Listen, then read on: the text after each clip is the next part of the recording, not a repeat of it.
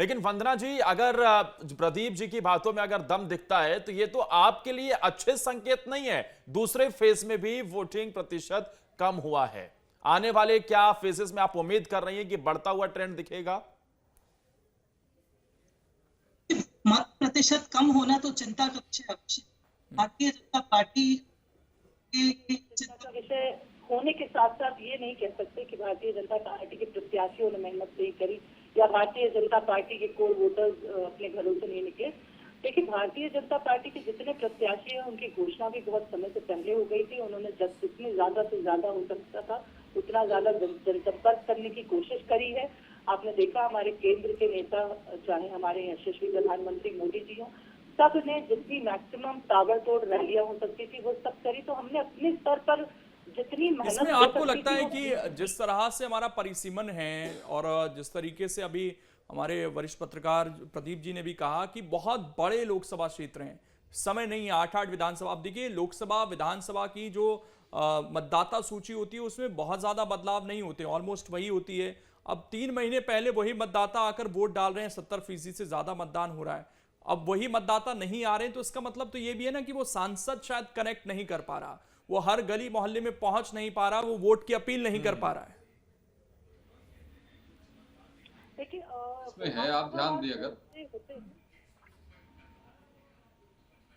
एक और बात इसमें है। देखिए क्या है, जब चयन प्रक्रिया होती है प्रत्याशियों की, आप देखिए बिंद की जो सीटें हैं, चाहे वो बीजेपी हो कांग्रेस हो, कोई नया चेहरा नहीं है। लोग क्या है, 3-3 बार से उसी, जैसे आप रीवा में जनार्दन मिश्रा जी हैं, लोगों की जो हम जब हम क्षेत्र में थे, हम लोगों से जब बात किए तो लोगों का ये मानना था कि क्षेत्र में संपर्क नहीं कर पाए। 10 साल रहे वो, लेकिन लोगों से कनेक्टिविटी उनकी अच्छी नहीं रह पाई।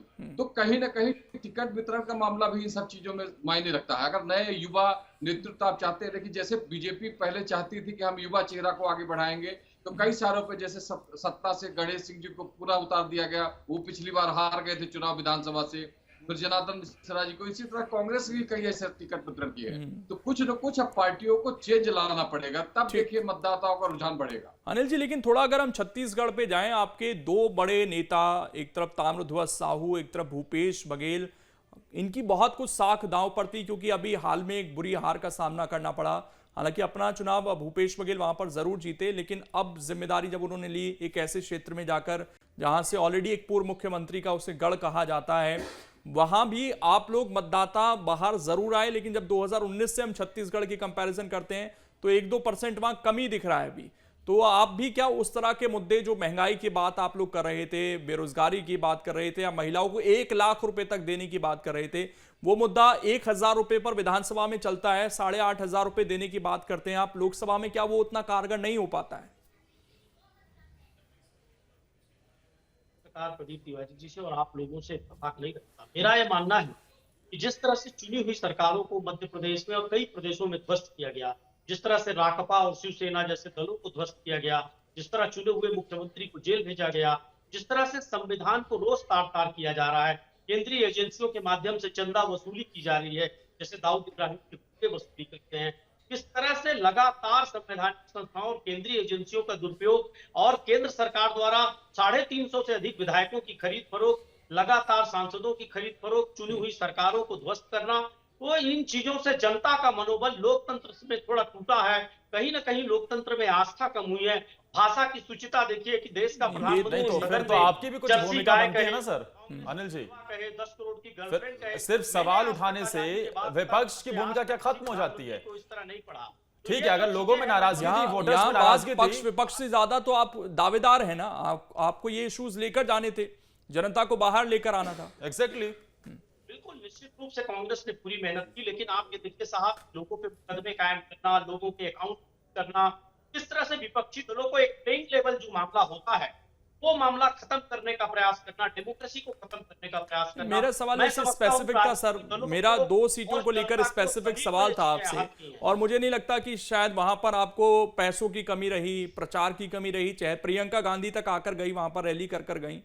तो दोनों बड़े नेता हैं, वो अपने हिसाब से भी चुनाव लड़ सकते हैं, इतनी क्षमता तो वो रखते हैं ना। लेकिन जी निश्चित रूप से पैसे की कमी रही, आप बिल्कुल इस बात को निकाल दीजिए। आप अगर रैलियों की तुलना करें तो भारतीय जनता पार्टी की अपेक्षा अगर आप तुलना करें तो हम कम से कम अगर वो 10 रैलियां करते थे तो हम 2 कर ले, बड़ी बात। ऐसा नहीं है, लगातार जो इंडस्ट्रीज को भी उद्योगपति अगर वो कांग्रेस में आस्था भी रखता है या आइडियोलॉजी को पसंद भी करता है, तो उसको किस तरह से इलेक्टोरल बॉन्ड में एक बार कोड डाल के चुपचाप गलत तरीके से पता करके उनको धमकाया जाना, और जो चाहते भी हैं इस आइडियोलॉजी को कि एक धर्मनिरपेक्ष और स्वस्थ लोकतंत्र का निर्माण हो, जिस तरह से 546 रियासतों को जोड़कर एक अखंड भारत बनाया गया। ये और आप लोकतंत्र जो आज तक शिकायतें ऐसी कर रहे स्थिति हैं में सर रहा। अभी अनिल जी, ये केवल मतदान की कमी को लेकर कर रहे हैं या कुछ अंदेशा, कुछ हवा का आभास भी हुआ है कि जो रिजल्ट आए वो शायद फेवर में ना आए? देखिए लोकेश जी, आप उसका कुछ भी अनुमान लगा लीजिए, मैं तो जो फैक्ट है वो बता रहा हूँ, सच है। और ये बात मैं नहीं कह रहा हूँ, आप गांव-गांव में जाइए, शहर-शहर में जाइए, हर व्यक्ति कह रहा है। कुछ चंद भक्तों छोड़कर तो सर ये जो तो कह दें कि अनिल जी, ये प्रधानमंत्री तो को फिर आपकी भगवान विष्णु नाकामी का हुई अवतार ना। है, या ये अगर कह इन दें- मुद्दों को आप जनता तक नहीं पहुंचा सके उस ढंग से, और फिर भी अगर वोटर्स नहीं निकल रहे हैं, तो ये तो कांग्रेस पार्टी और आपके गठबंधन की नाकामी हुई ना। इससे आप भाग सकते हैं क्या?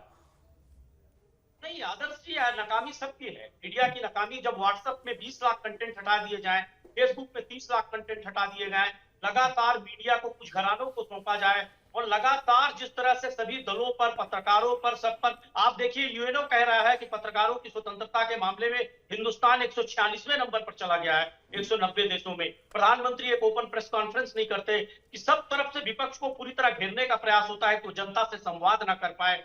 फिर भी कांग्रेस ने जो बना लोकतंत्र और संविधान के लिए वो किया, लेकिन यहाँ सत्ता के भूखे लोग जिस तरह से चलिए, आप देखिए ठीक, कि भाषा की ठीक। शुचिता खत्म की हालांकि गई, हम ये धार्मिक जरूर आपको प्रभाव- बता दें कि मीडिया की भूमिका की जब आप बात कर रहे हैं तो और चैनल्स का हमें नहीं पता, लेकिन हमारे चैनल ने जिस तरीके से कैंपेन चलाए वोट गुरु जैसे, उसके लिए राष्ट्रपति ने हमें सम्मानित भी किया।